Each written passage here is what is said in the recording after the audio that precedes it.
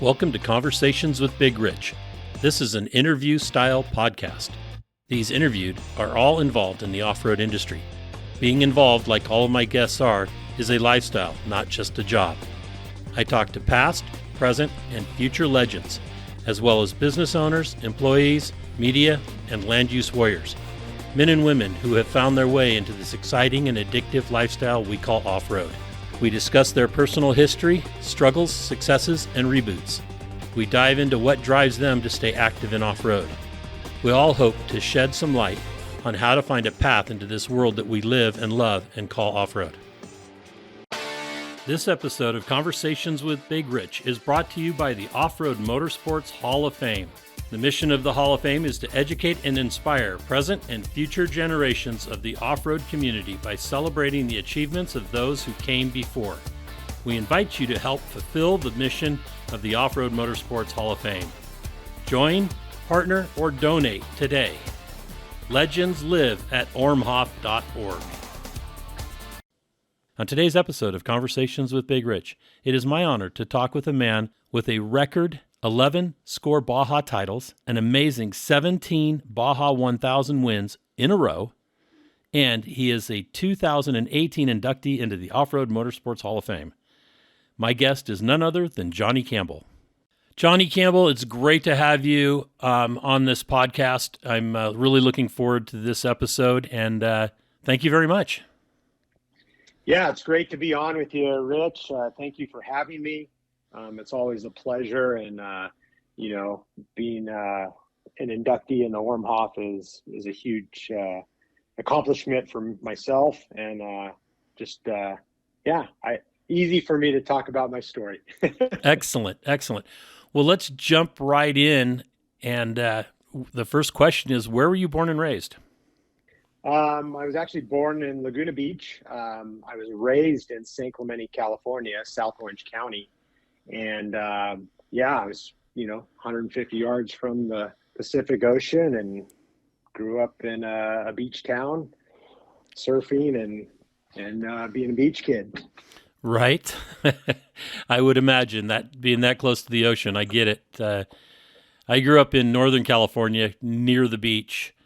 I was like maybe 10 miles away, but then moved to the beach area, Pacifica, and the water's a lot colder up here.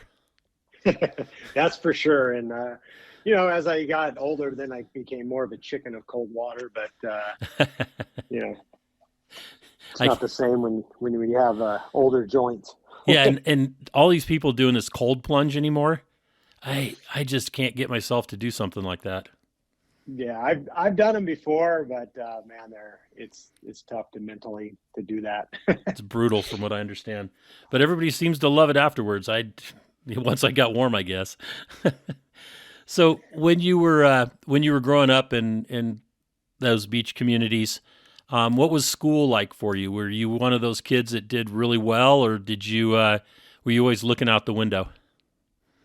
No, I was a pretty good student. Always tried to, get good grades and achieve. I think I had 1 year in high school where I was just kind of fell off the wagon for a while. And, like my sophomore year, I had one semester but my mom and dad were pretty, they said, hey, if you want to do all these activities and, surf and ride and race dirt bikes, it's like you got to toe the line in school. And so I was always like that. And my dad was a big dude, and it's like I respected him and didn't want to do anything that caused problems, because I wanted to ride and race. Right. And was that your primary interest while you were growing up, or did you have other interests, scouting or camping or anything like that? Well, we grew up, I was always active, but we grew up with obviously great weather. So we were always very active outside, riding bicycles, skateboarding, surfing. And then it was always like my dad, this is probably a question for further, but my dad, he rode dirt bikes and raced on an amateur level. And so I always had that passion for dirt bikes since even before I rode them or had my own bike. And so we would, go to the desert once a month and camp in the good season. And then, my dad would race about once a month and stuff. So kind of grew up doing that and camping and stuff. Okay. And with you saying that before you got your first bike, what was and when was your first bike? I was 9 years old and my dad brought home a Honda XR75 and, I was so excited. I mean, I've been wanting a dirt bike since I was could remember. So it was a special moment for sure. Were you able to avoid injuries at a young age on a motorcycle? I think mostly, but then I started riding at 9, started racing at 13. I really didn't get any broken bones or anything until probably 16 when I started heavily racing and pursuing it on a more serious level. And because then I was really starting to push it. But yeah, I've had my shares of bumps and bruises when I was young. Right. I guess that comes with two wheels. comes with skating and two wheels for sure. Skating for sure. Skating for sure. So you grew up skating, snowboarding, motorcycles, all balance sports. I find that's a key to any of those. Well, pretty much any of the individual sports, team sports. Balance doesn't. I mean, it's great to have it, but it doesn't seem to be key. Do you think that's a fair assessment? I would actually say that balance is very important in most all sports. Whether you're playing baseball and you're pitching or things like that. It's like, and I was never really a great pitcher, but I played catcher most of the time. But I'd say balance was important. But yeah, skateboarding and surfing for sure, and that also translates to two wheels, and it's very important. I feel like I've always been like a average balance guy, really, because I was never really good. I love to skate and surf, but I wasn't really good at it. I was just had fun with it. But it wasn't until I, really pursued motorcycle racing and stuff that I achieved that, I would say that balance that really was required. So then you're getting into racing, and was the first thing motocross? We raced Grand Prix, and Grand Prix in California is a good mix of motocross and off-road racing. So, you can define Grand Prix racing in the United States by it's a motocross race that is a longer course that incorporates some sort of enduro or off-road or desert element to it. That's not like two motos, but it might be 45 minutes to 2 hours long, and it might incorporate some different disciplines like a paved road or, a sand wash with lots of rocks and, different types of obstacles than you just find, like, say, on a hard motocross track. Okay. And did you find success early on?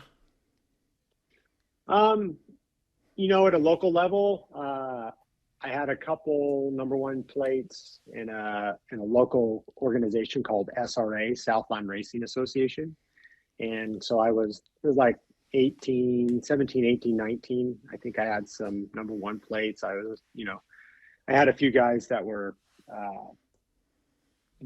kind of my mentors at that. And so I was always following them and watching what they were doing and, chased up to them. And then, fortunately I was able to surpass them. Right. At one point. That always feels good. So who were some of those early riders that you looked up to?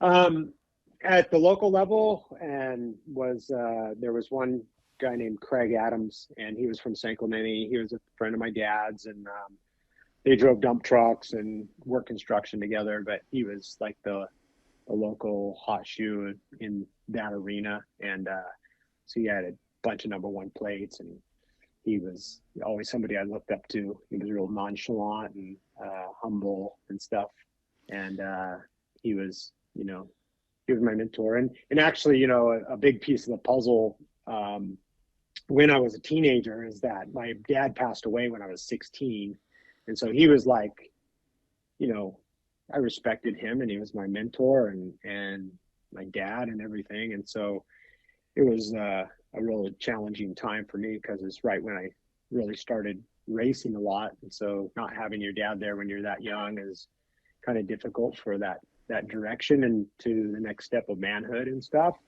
But even on a sport level, it was a challenging time. But it's like I was so dedicated to the racing, though. I just loved it and had a big passion. And so guys like Craig and a guy named Danny Sanchez and those guys came along alongside me at that time. And it was, so I just followed them around, and they taught me a lot about riding, racing, and how to work on bikes and being prepared to do battle. Did you have any employment early on? Did you have to work like at a bike shop or something like that to help fund your racing? Oh yeah, my mom was on a single income at that time when my dad passed away. So fortunately, she ran my grandfather's business. It was a godsend that we had that, just because my dad was a grading contractor, self-employed, and so everything went through that. But that all dissolved, and but my mom, she helped my brother and I. But I always worked. My dad even took me out of school to help the grading business and stuff at times when he was short on help and whatever. So it's one thing he taught me was, a good work ethic, and my brother also. And so when he passed away, I actually had a job at a local automotive repair shop called Shade Tree Automotive, and another racer guy that had owned that. His name was Paul Huffman. He really impacted me as a teenager and stuff, and he ran the business and stuff, and he taught me a lot about mechanics and cars and motors and four strokes and things like that. And so when I was 16 to 18, I think, after I graduated, then I went and worked for a general contractor for a while, and we did like remodels and stuff. So I learned the construction trade as well, and did a little schooling for that, and thought I was on my way to do some contracting and stuff. But then that led into I'm going to try the fire service. So then I went and started going to school for fire science classes, and all that time that I was working to help fund my racing, and I was still living at home, and my young 20s, 20, 21. And then about, I was 21 is when I finally got noticed by American Honda, and a guy who became my absolute hero and mentor. His name is Bruce Ogilvie, and he has a long history with the Honda brand and stuff. And so at 21, he started helping me through the back door at American Honda to start racing. And I was introduced to Baja and Baja racing around that time. And so, I always looked up to the Honda brand because that's what I rode and raced locally. And so this all kind of converged. And so I got some backdoor support, but I was still working full time. And I went back to work for the auto shop actually after my construction period, and so worked there for a couple of years. And then right at about 24 years old, Ogilvy said, hey, he goes, our program's small. We have a small budget, but I need your help in the shop, and I need you to start building race bikes and being the workhorse of the off-road program at American Honda. And I said, okay. And I thought I had like a steady paying job and stuff doing what I was doing, but it's like, oh man, this is my dream. I get to be immersed into dirt bikes and off-road racing on a 24/7 basis, And so at 24 years old, I went to work at American Honda in the off-road department and started, building race bikes, ordering parts, and learned how to talk to sponsors. And, and before that, I had like no idea that you could actually make a living being an off-road racer, and it's and not so, an easy job though. No, it's full time. It's full Right. in. Once you're, and to this day, 32 years later, I'm still immersed 24/7, and it's full time. It's full focus, and we love it. It's our passion, but sometimes, you gotta step out of it to keep on enjoying it. Right.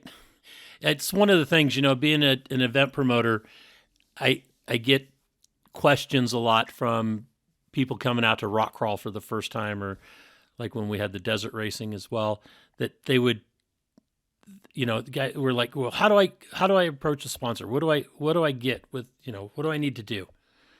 And it's like, okay, first of all, you have to look at it as a relationship.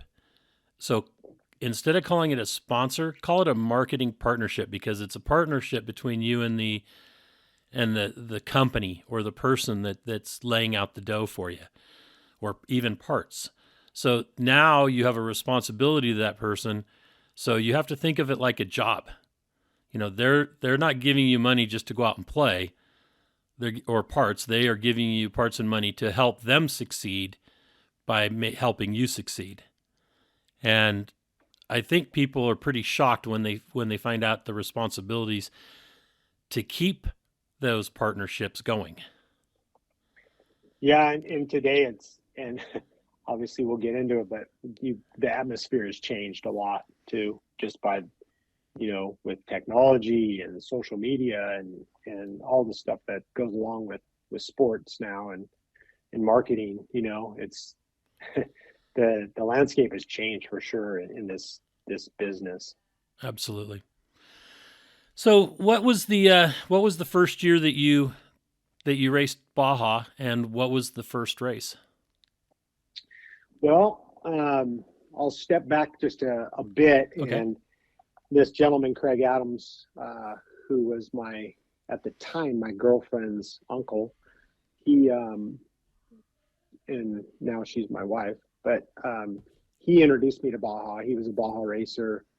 He rode local Grand Prix, and then he also raced 1,000 and some score races and stuff. And so he took me down there when I was 17 to go pre-run with him, pre-run a section of 1,000. And I was like, when we rode down, I'm like, oh my gosh, I got to do this. This is what I want to do, with all the logistics and the maps and the speed and the terrain. It's like, wow, I want to do this, So that was when I was about 17. And then around that time I did some local little Grand Prix down in like Rosarita area. Okay. In Baja.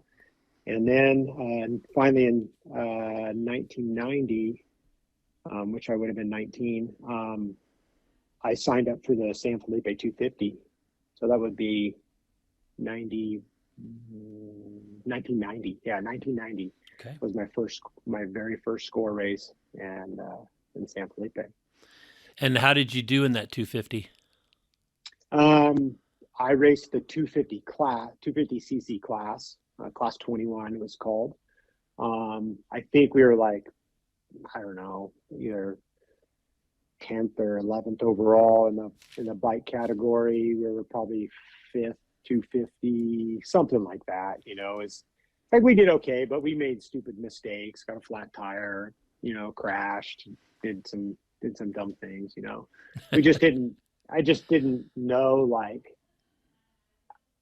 even with my friends that been racing down there, it's like I still didn't know, like, well, what tires did I use, what tubes. It's like I was just scrapping. We were scrapping anything we could just to make it happen. You know, it was like we thought, you know, a $500 entry fee was like a big deal, you know, back then, and well, it was kind of back then, but it, you know, now $500 is nothing. So Right. So anyway, we just made some stupid rookie errors, but we had a good time, and I was like, yeah, I want to gear up to try to do this. And then I didn't start racing score full time until 91, and then 91 on a privateer Honda. We did, I think that year in 91, it was actually score was teamed with HDRA, and we had I think there was 5 races because we did Parker 400, we did San Felipe 250, the Nevada 500. Gentleman, I think named Danny Coe, ran that under HDRA, but it was part of the score championship. And we did the 500, Baja 500 and Baja 1000. And so we somehow pulled it all together, you know, at 20 years old. And my brother rode, and he was like 16, and then one of my friends from SRA, Dave Donatoni. So we rode all the score races, learned a bunch, and by the 1000 in 91, we were in the, you know, we were pretty much in the hunt for the 250 class win. It's like, okay, I think we're almost about, you know, being able to win that class by then with that experience. But we still made some errors and stuff at the 1000 and ended up third 250, I think 6 overall bike. And so we did pretty good. And in the key to that race was American Honda had a pit support program going for their 4-stroke motorcycles, the XRs. And then but we were racing a 2-stroke 250, a CR 250. So, but a couple of their pits were Hilltopper motorcycle pits, or Hilltoppers motorcycle club pits. And I knew those guys, and they pitted me down by Matomi in those remote areas. The rest of the time we pitted out of the back of my mom's pickup truck, you know, with my friends and stuff. But American Honda, Bruce Ogilvy, he noticed, he goes, hey, this 250s, you know, ran real well at the 1000. Who are these guys? And so the Hilltoppers said, well, this is Johnny Campbell. This is what he does, blah, blah, blah. So then I finally talked to Bruce the very end of 91. And he said, well, he goes, maybe we can, you know, start doing some pit support for you next year and this and that. And then, so fast forward to January of 92, which was the Parker 400. I was planned to go out there, but I broke my ankle. Oh. So I ended up not racing. I was in a motocross race and broke my ankle.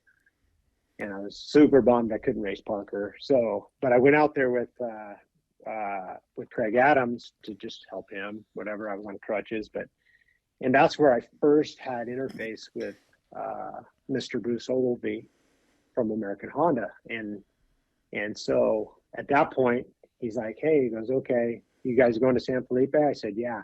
He goes, okay, we'll pit you there. I said, oh, okay, you're going to pit a 2-stroke. He said, yeah, we will pit you there. Okay. So we went to San Felipe in 92, and we decimated the 250 class. We were 3rd overall bike and won the 250 class. And then the week after that, Bruce called me, and he goes, hey, I want to talk to you about racing for American Honda. So then we had him, you know, we met up with him, my friend Dave Donatoni, myself. We met up with Bruce, and then that's where my relationship with American Honda started. And Bruce was, from that point, became the mentor. Yeah, you know, he was my boss. He was, because Bruce was an interesting guy. He was super humble and super organized, super smart.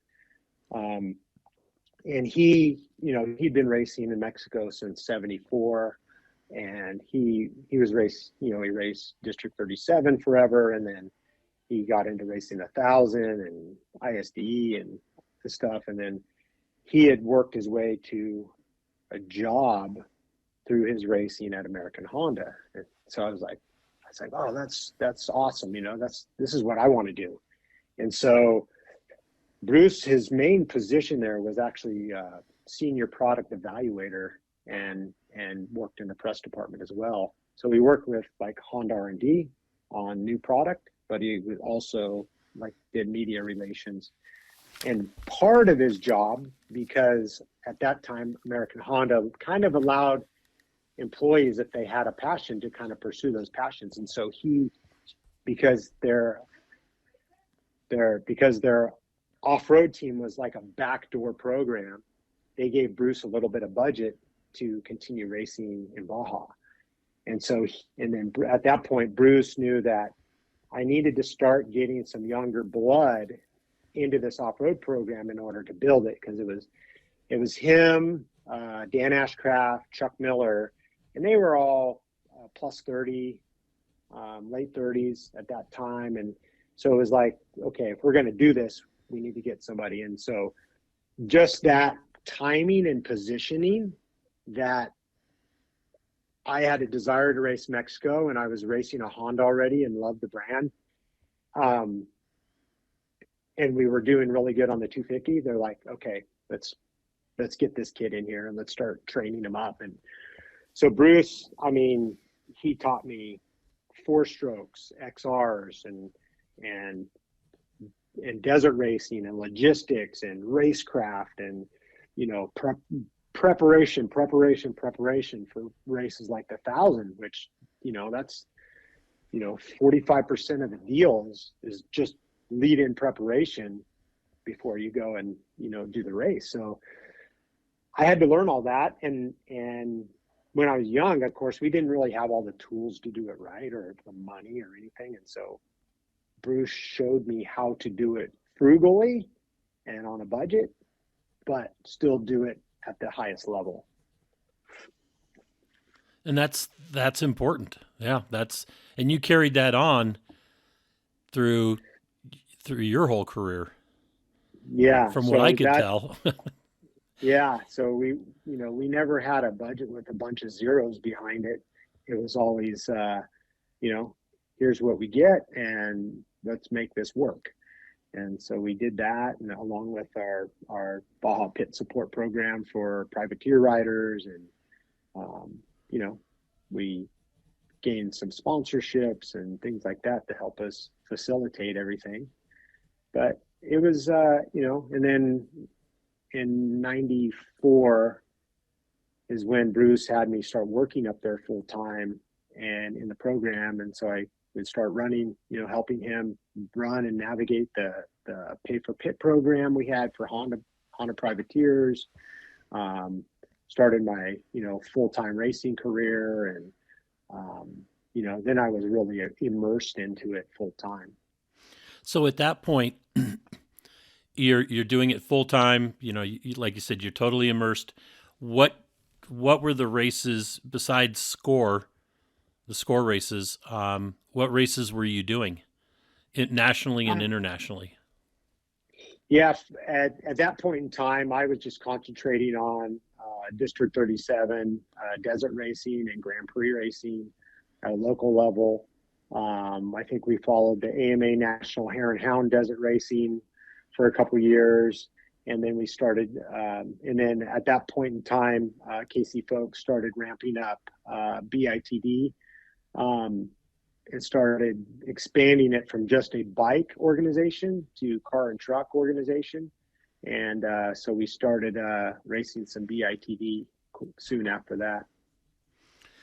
And when did you get a chance to race internationally? Outside of Mexico or the U.S.? I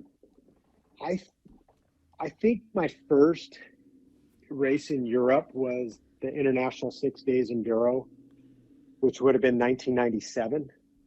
And Bruce was a big fan of that event. It was, the oldest form of enduro racing competition in pretty much the Olympics of off-road motorcycle racing, where all the countries send their best riders, and we had to qualify for, to go to that and stuff. And so that Bruce was a fan because he knew once I went and rode in the mountains in Italy that year and rode in rain and mud every year, we would come back to racing in the desert, and it would be, if it rained or there was any mud in Baja or whatever, had that experience, and I would be a better asset to American Honda. How did you do in the 6 days? I didn't do that great. I finished it. I got a silver medal, but I wasn't very fast at it. I wasn't, I wasn't a mud rider and stuff, and so it was difficult for me. But just gaining the experience was really the reward for Honda, for myself, and gaining that the toughness and what it took. And so I came back a stronger, better rider and person for that. And then the second time I raced outside of the Mexico or United States would have been the 2001 Paris to Dakar rally. That actually was Paris to Dakar, went through Europe and into Africa and finished in Dakar, Senegal. And talk about what kind of experience that was, because that had to be completely different for a young American rider to step into that stage. Yeah, and so I guess one thing to just back up a little bit was in 94, 95, there's a gentleman named Franco Acerbi. He's an Italian guy that builds all the plastics and stuff for dirt bikes. He and Casey Folks hosted what they called the Nevada Rally. The Nevada Rally was America's first experience with rally navigation and rally racing. And so there was, a handful of us Americans that went and participated in this event, and we got to, read the road book and learn how to navigate off a road book and your mileage and make decisions without pre-running, we were professional at pre-running and racing and score and following ribbon and arrows, but we were novices at trying to navigate off a road book. And so we did these things. And 94, I finished second, had totally huge difficulty navigating, but I was fast enough to kind of overcome some of my deficiencies in navigating and finished second there to a Frenchman. And then in 95, we practiced a lot, and I came back and I won the race. And so then fast forward to 2001, I didn't pursue any Dakar rally racing or anything after I was exposed to that, because I was concentrating on my Baja career. Right. But then in the year 2000, we obviously had the Baja 2000. We won that, and then the Nevada 2000 as well in the same year. And Franco Acerbi came over to spectate the Nevada 2000, which was a 6-day staged race around the state of Nevada, much like the Nevada Rally was, but it was a marked course, best in the desert style.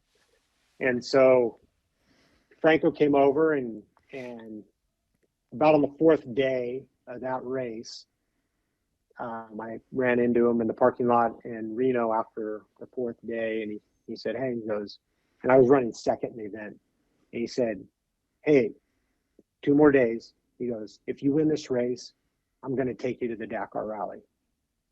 And I'm like, oh man. but I had a big gap to fill, because Kawasaki and Destry Abbott had a pretty good cushion on us at that point. But then that next stage, he crashed, and then I took over the lead. And then I, the next 2 days, rode the bike in to win the race. And so Franco came up to me at the end of the race. This is the Nevada 2000. He goes, I'm taking you to Dakar. And I'm like, oh man. So American Honda let me go to do it. And that was the next January. We had just won the Baja 2000 in November. And so I went over to Italy. We tested the bike. And then I showed up. And January 1st, I was underneath the Eiffel Tower at 5 a.m. raining cats and dogs riding off the starting line for the Paris to Dakar rally. And that was a huge experience. Going through Europe is one thing, and it was just mostly transfers out of Europe. We had a couple little special tests. But the real deal is when you jump on that ferry boat, you go across the Strait of Gibraltar, and you wake up and you're in Africa. Right. And then, everybody, a big alarm goes off on the boat. You grab all your stuff, you ride your race vehicle down the ramp, and all of a sudden there's a pile of Africans with machine guns, and, pointing you to go to the immigration office and stuff. And I'm just like, oh my gosh, what did I get myself into? And so then, I raced through Africa for the next 18 days and finished my first Dakar in 8th overall, first privateer Honda bike. And had a really, really amazing experience there and just gained so much knowledge. And so that was my first experience, my first huge experience racing in Africa and, seeing all these weird things. But, all within that period though, like even from like the Nevada rally time in 95 till that time, I was following our good friend Jimmy Lewis around. And Bruce Ogilvie encouraged me. He goes, you need to go trail riding with Jimmy. You need to go riding with Jimmy. And so Jimmy and I started riding together at least once a week. We would do these rides that we called, basically a half-day ride was I would leave my house in San Clemente. I picked Jimmy up in Costa Mesa. We'd drive up to Mojave, and we'd ride up into the mountains from Mojave, and we would get back to the truck at 9 o'clock at night and drive home. We go, oh, that was a half day. If there was a point to where I got up at 4 a.m. and returned to my house at 4 a.m., that was a full day with Jimmy.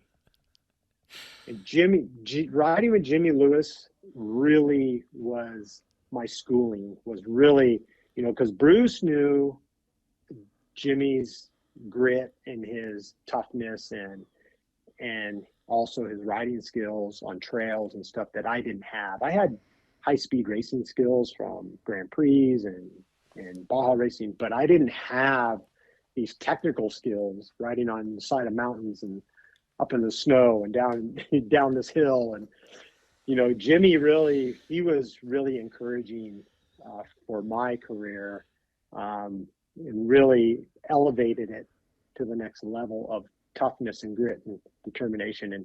And from the Nevada rallies, before the Nevada rallies, through that Dakar, I followed Jimmy around everywhere. And even in that rally, Jimmy was racing for factory BMW, and he had gotten injured, but he was still in the race. And it's like I followed him, picked him up off the ground numerous times in my big old boxer, and and so we finished. I think he might have finished 6th or 7th, and I finished 8th in the 01 Dakar. But that was a huge experience. Yeah, Jimmy said that you babysat him, made sure he made it through the race because he was whining a lot.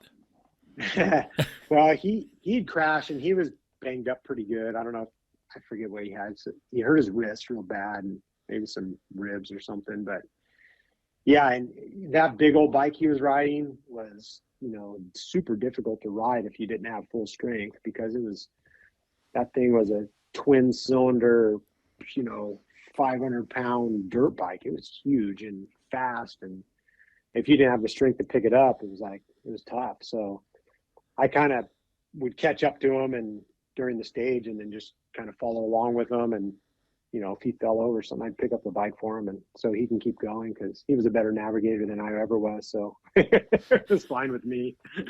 Yeah, he is a good navigator, that's for sure. Yeah, my goal was to finish in the top 10, and Franco Cherby's goal was for me to finish the rally, and I was like, I think I could finish the top 10. And then halfway through that race we had a rest day after day 10. I was in the top 10. I'm like, okay, we can go home now. I'm good. But we had 10 more days to go.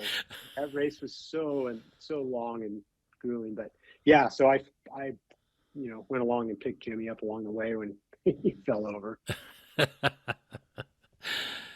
He's a riot, that's for sure. Yeah, I love that guy. So when you when was you had a record 11 score Baja titles? When was that first Baja title? Do you remember what year? My very first Baja 1000 win was 1997, racing a XR 600, and it had a 628 kit on it. Honda made a power up kit for it. Was 97. Was that the beginning of the 17 straight Baja 1000 wins?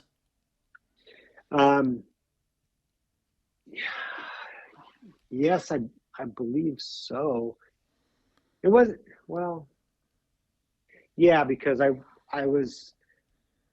won. So we won, me on the bike personally, I won 9 in a row with, various partners. And then in 2006, we came out with a new 450X.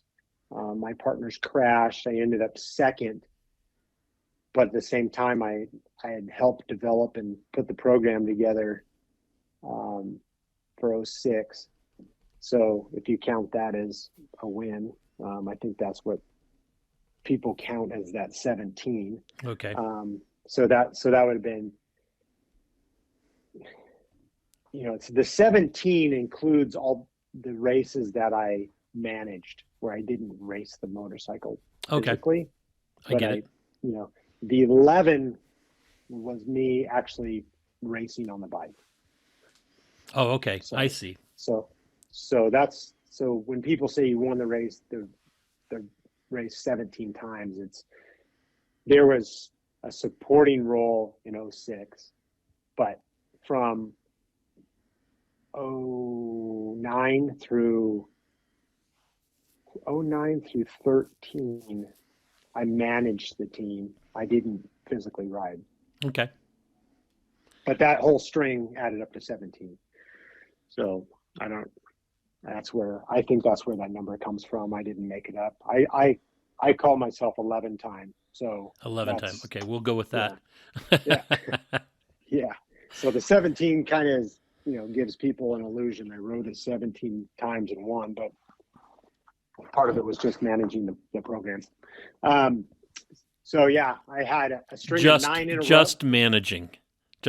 I like that. Just managing.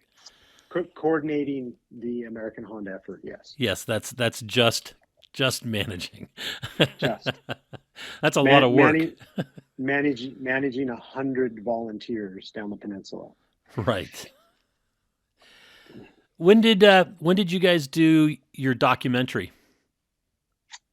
The True Champion story was built in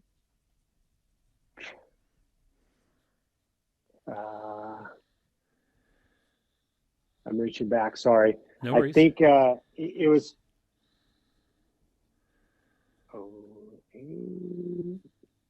Yeah. Okay. Bruce passed away in 09. We had it come out 09. So we built it from 06. Yeah, we built it from 06 to 08. It took 2 years.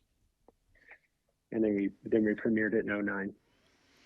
And was that did you get inspiration from Dust to Glory to do something like that? Not really. Dust to Glory was an amazing event, our project and stuff, and it really showcased the Baja 1000 and the stories and the people and a little bit of it. But the documentary was just because of my character and the career and the people that impacted my life, and I think it was more of a spiritual journey than it was in wanting to share that with people more than Dust to Glory or some other project like that. Okay. And what was the let's talk about Dust to Glory a little bit. That was the first year I went to Baja. I was working with BFG Pits, and I we had the camera crew in our pits the whole time. We never. I think there was one like 10-second shot from our pit in the whole movie, but it was still kind of cool knowing that was happening, and that everybody, there was just a vibe that race in 2003 with everybody knowing that this, they were putting together this epic film about Baja. What was it like working on it? It was, I mean, wow, it was super cool. I kind of relate it to a little bit of like how Malcolm Smith was to On Any Sunday. Right. In the fact that, Hengeveld and I were like the premier team. We were, the guys to beat, and, we raced for the factory and that. And so we were obviously showcased in that movie a lot. But yeah, it was fun. It exploded Score Racing, and it exploded Baja as far as the reach, and where, I mean, you just think of when that thing came out in 05, the entries from 06 and 07 were just astonishing, like double the entries and stuff, because people go, I want to do that. That is the coolest thing in the world, So it was a big impact for sure on our sport. Right. I remember those because by that time I had hooked up with Pistol Pete's crew and was helping that team, and we just the amount of, like you said, the explosion of people had no idea what was happening in Baja coming down to race. Yeah, and it was, and I'm always very like, I mean, obviously I got hit up by a lot of people like wanting to come do this race. How do we do this race? And it's like, whoa, you need to slow down here. It's like you're from Tennessee and you've never been to the desert, nor less been in Mexico. And there's things that people just thought, oh, I can do this. It's like, whoa, back up a little bit. This is, racing in Baja, riding a motorcycle in Baja is quite possibly one of the most dangerous things you can ever do. Because of the risk, because of the remoteness, and people don't realize that. They watch the movie and they go, how cool, I want to do this. But it's like, wait a minute, you're not going to, Glen Helen Raceway where there's everybody can see you. It's like, you're going to be in a remote area where there's not a road you can't get to the pavement for 50 or 100 miles. And if you go down out there, what happens? Well, you're on your own, nobody's coming to get you. Score's not going to get you, it's just, so I've had to explain that to quite a few people and just educate them to make sure they know before they go and participate. It's like, you need to have your own plan, because guess what? There's no ambulance, there's no air support, there's no hospital, nobody's coming to get you. Right. This is Baja, and it's the rawest type of racing you can do. In 2007, the team was up at Mike's Sky Ranch, and we had some Canadians show up that were on quads, and they were pre-running as we were, and they were talking about how, oh, this is easy. They'd only pre-run, to that point, and it was a point-to-point race, and they were convinced that this was going to be an easy race for them at the 1,000. And I told them, I said, well, in the middle of the night, when those headlights, it looks like a city is approaching you from behind, and you at that point, the trophy trucks have caught you. You need to get off the track. Don't try to race amongst the trophy trucks. And these guys were going, "Oh, the trophy trucks aren't going to catch us. We're taking off this many hours ahead of them." And I'm like, "No. When the city lights show up behind you, you need to get off the race course." And they had no idea what the the speed of a trophy truck could drive the terrain that they thought they could easily smoke a vehicle on. And BJ Baldwin was there, and he had his luxury pre-runner. And I asked BJ, I said, hey, explain to these guys what kind of speeds you're doing. And so he took him on the road, the access road, into Mike's, and said, let's go for a ride. So he took him out and then came back into Mike's. And at that point, they came up to me and said, okay, the lights look like a city coming up on you? And I said, yes. At that point, they realized they were going to get caught. Because he explained, my pre-runner is only 75% of the race truck. Yeah. And I'm coming. Yeah. And so they awesome. Learned a lesson that night.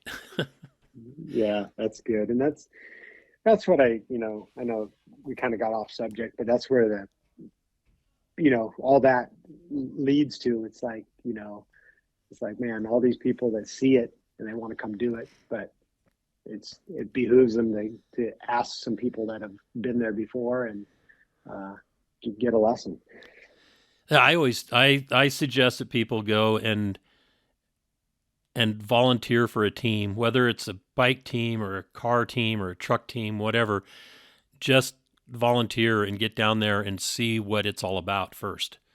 Yeah. Instead of just showing up like that kid from Australia this year who did phenomenal, buying a used bike or even if it was a new bike in San Diego, riding it down to La Paz and then racing back.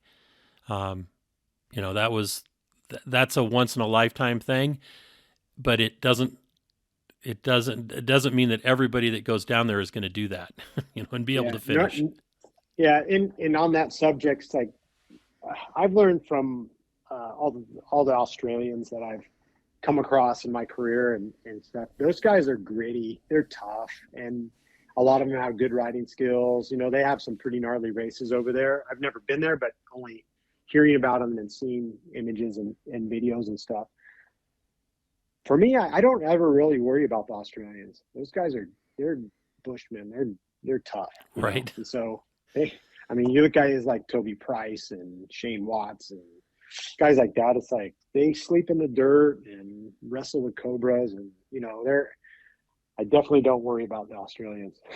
Right. Well, when you figure their mice, are nearly 200 pounds, damn kangaroos. True story.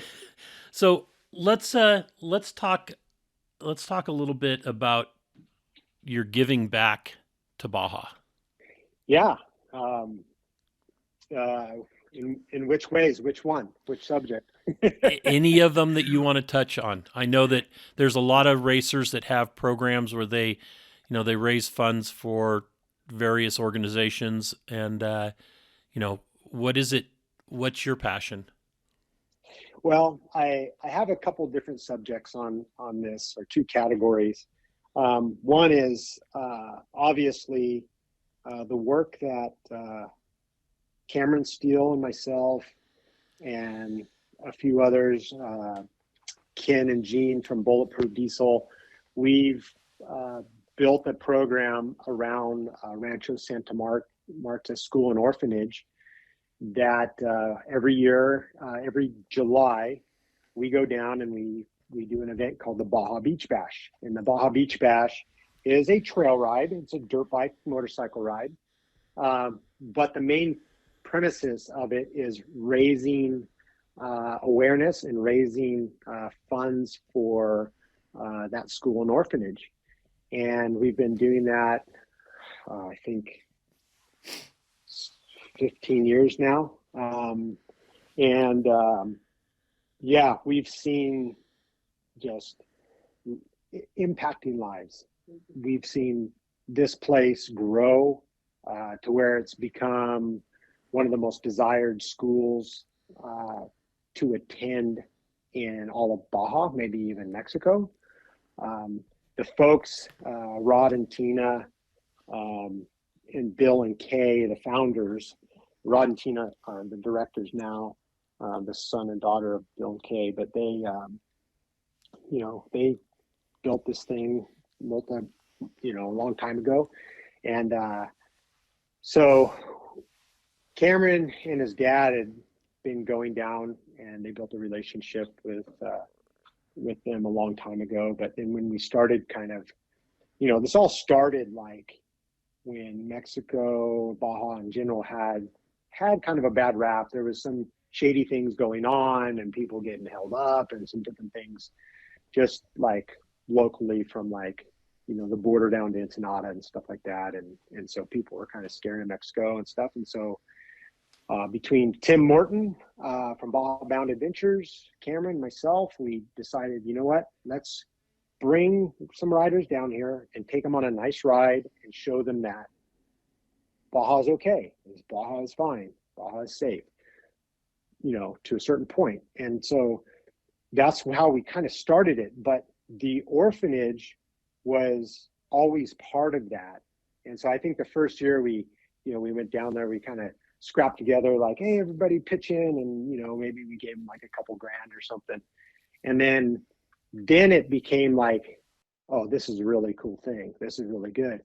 And we've seen kids grow up through their system and go to university, and they become a valuable, asset to society as a doctor, as whatever, and so the funds that we have been able to accumulate over the years is quite amazing. We've been able to donate in those 15 years over $2 million. Wow. And so in every year, what we tried to do is we tried to double what we gave the year before. And so, as the numbers got bigger, it was like, oh my gosh, how are we going to do this? But all I have to say is being in it and also just having faith and watching it grow and watching what happens when you rely on God to just say, this is yours, we're here, we're working, and have him just put the funds together and everybody pitching in. It's absolutely amazing what has happened there. And so being able to support that program and see what a wonderful program it is and how it's impacting lives, it makes me emotional, and it's awesome. And so we'll keep doing it till we can't. That's great. So that's one of the give backs, on a special level, a spiritual level too, of giving back to Baja for all the stuff that we go down there and enjoy is off-road racers and spend money down there and have fun and use up their roads and things like that. It's nice to give back to the community. And then on like a sporting side of things, it's like I could count, on two hands, like how many young racers that I've been able to mentor and show them Baja, share my experience, share how to do things, and watch them grow into positions in the industry and be an asset, and it's like, one of my favorite guys that came through my program was a guy named Timmy Wigan. And Tim Wigan, he was a motocross racer, brought him in, experienced Baja. After he finished his career, he's gone on to now he's KTM Motorcycles team manager for their off-road team, and a lot of the stuff that he learned along the way, he applies to his team today. And so impacting young racers and showing them what I was shown and refining that, it's like it's been awesome for myself personally to be able to share those experiences and watch these guys grow in life and beyond just the handlebars, so it's so this is what we're supposed to do. This is our work, and it's important. And How about your induction into ORMHOF? What was that like? Um, for me, it was a really big point in my career because, I when I obviously when I started racing and started riding motorcycle and stuff, I could have never imagined where it would take me. But just by hard work, paying attention, following through, um, we've been able to accomplish many things, break records, winning races, championships, taking me to Africa and all these places in the world to race and see different things.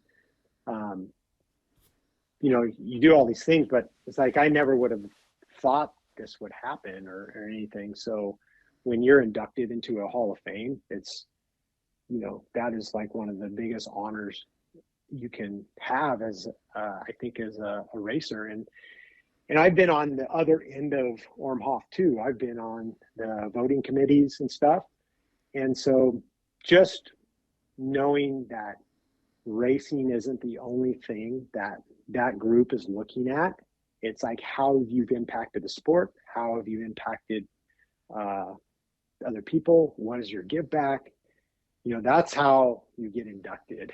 Right. It's you not know just on wins. it's not just wins, because I've seen great racers resumes come through there, and it's like, well, okay, he's a great racer, but what else? What has he done? And so anyway, it's for me, it's a great honor and the utmost respect for all the inductees and guys and gals that have been in there before me. And so I have a lot of respect for that, and respect for the administrating group that puts it together, because it's not easy and it's not for profit, and but to be recognized in that group it's the top for me. Yeah, it's a lot of there's a lot of work behind the scenes going on that people don't realize.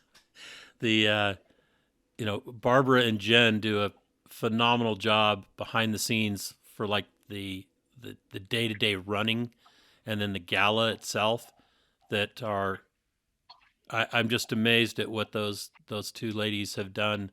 Um, Jen more recently, but Barbara for years now, and it's a great organization to be part of. That's for sure. I'm Yeah, enjoying it.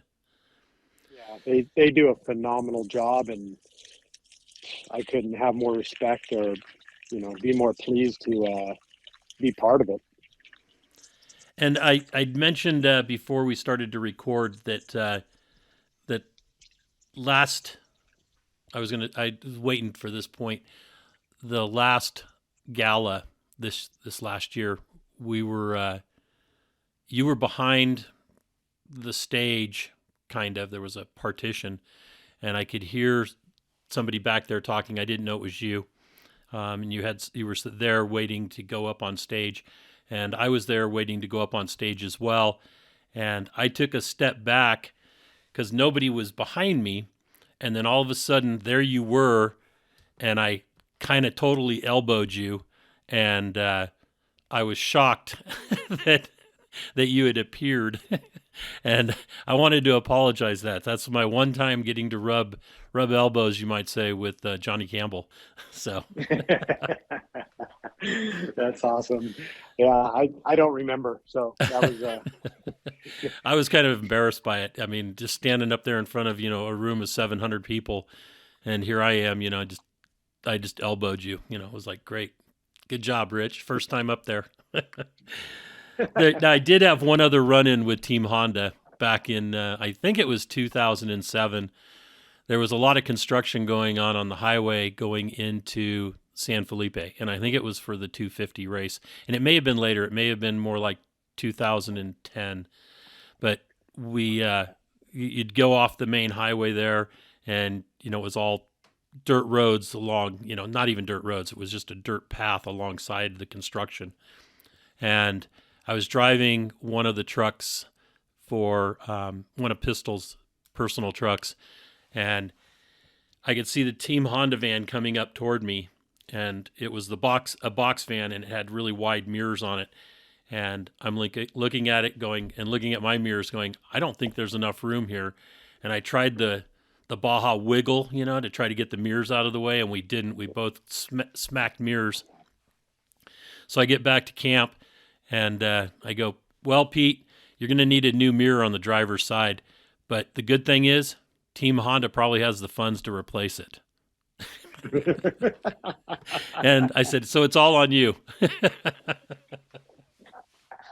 So anyway, that was my run-in with Team Honda and you. Yeah, that was probably my my driver at the time, and he was pretty aggressive. Well, we both were. Neither one of us tried to give up too much ground. Well, there was no ground to give up, though. I mean, they put too many cars in too small of an area. What's the future hold for Johnny Campbell? Well, in 2008, at the end of 2007, I was kind of at a little bit of a crossroads. So in 2007, I was 38 years old, and I was starting to kind of think about the future of like life after racing professionally on the dirt bike, and like what was I going to do? And there was 24-year-olds coming up and banging on my back door and doing things that I didn't want to do and stuff. So I'm like, okay. It's like I knew there'd come to a point in time in my career when this would happen, and it's like I don't want to go any faster. I've done it and whatever. So I started trying to think what to do, and at that point in time, Ogilvy, my boss and mentor, he had been diagnosed with synovial sarcoma, a really aggressive cancer.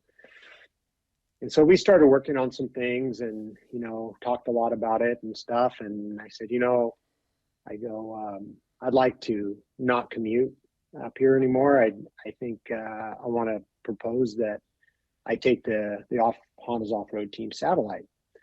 And that way I have more freedom to gain sponsorship and, do some different things that I can't do in-house up here. And so he's like, okay, go ahead and build a proposal and let's take a look at it. So we did, and it looked good. And so that's when we started Johnny Campbell Racing Incorporated.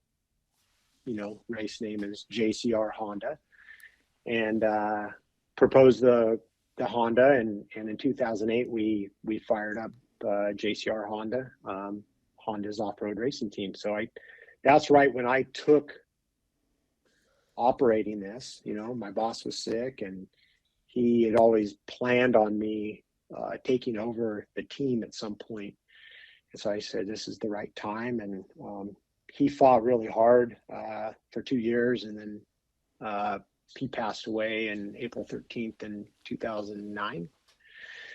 And so 2008 we started, and that's, I raced the 1,000 that year as my final year to collect my 11th Baja 1000 win.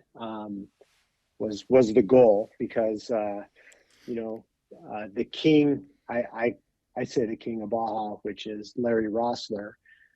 He had 10 overall victories on a motorcycle. And so at one point when I was gaining, I said, I'm going to try to go for this record, and that's when I went for,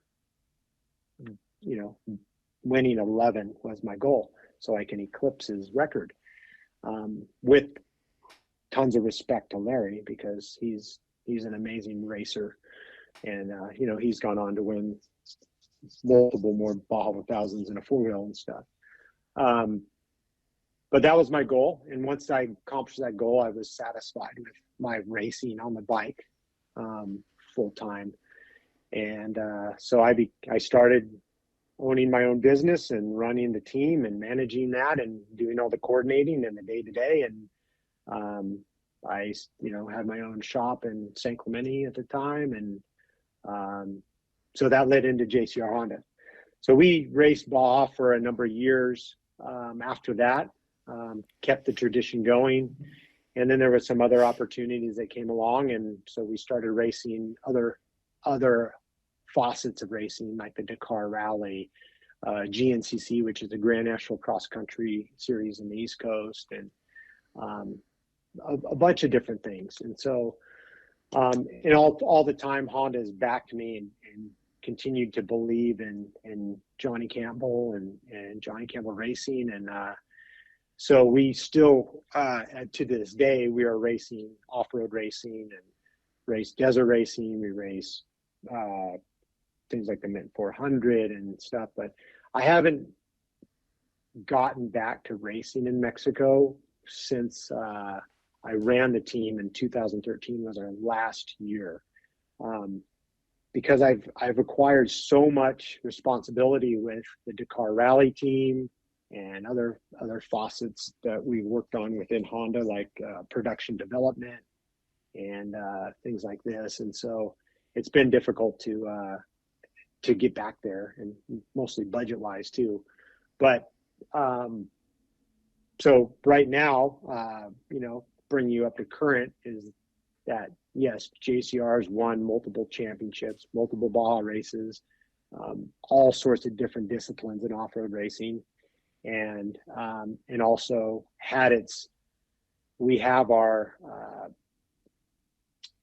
part of production development, and also one of my most proudest achievements, next to 11 Baja 1000s, next to Hall of Fame inductions, is helping Honda and Ricky Brayback to win the Dakar Rally. And we backed in 2020, and then we backed that up this year again by winning on a newly developed motorcycle by myself and our team, and Ricky winning his second Dakar Rally, in which in off-road motorsports racing, I don't think there is a higher crown of winning a race than the Dakar Rally. And so those are very, very dear to my heart, to be participating and be a part of that. And also with Honda Racing Corporation, for the Honda system and even all dirt bike racing, being part of HRC was always a dream of mine as a kid. And to achieve that has been amazing. So we'll be continuing to help develop the bike, develop riders, and go for some more Dakar win. Most excellent. And do you have a motto or a something that you can share with listeners that might help impact them? Is there something, like a never give up or something like that you live by? Yeah, for me, and how I've been successful, is that it's hard work, and I think the younger folks today, especially, they need to know that it's a grind. If you want something, you pursue it. If you have a passion for it and a dream, go for it. But guess what? It's not going to be handed to you at all. You have to work your butt off for it. And that's what I did. And that's what I'm continuing to do, because the work's not done. Right. The work's never done. Excellent. Well, Johnny, thank you so much for spending the time this morning and talking with me and sharing your life and what you've accomplished in that life. And I'm honored to have rubbed elbows with you. And at the next gala, I hope to get a chance to shake your hand and say hello and maybe carry on this conversation personally. Yeah, thank you, Rich, for having me on. I'd just like to part with this, is that, for me, it's never been about me, or I. I've always had a great team, positioned myself on a great team around me, great people, whether it's our Baja Pit Support Program, the mentors that I've been blessed to have, and especially my number one partner in crime, which is Campbell, my wife, for 30 years. And so, without her and without Bruce and without a number of people and friends and families volunteering and working side by side, all these achievements could not have been achieved without their support. So I want to part with that, is that, it's not just you, it's about a community. Perfect. And with that, thank you so much. Awesome. Thanks, Rich. Okay. See you at the next one. Sounds great. Bye-bye. Right. Bye-bye. Well, that's another episode of Conversations with Big Rich. I'd like to thank you all for listening. If you could do us a favor and leave us a review on any podcast service that you happen to be listening on, or send us an email or a text message or a Facebook message, and let me know any ideas that you have, or if there's anybody that you have that you think would be a great guest, please forward the contact information to me so that we can try to get them on. And always remember, live life to the fullest. Enjoying life is a must. Follow your dreams and live life with all the gusto you can. Thank you.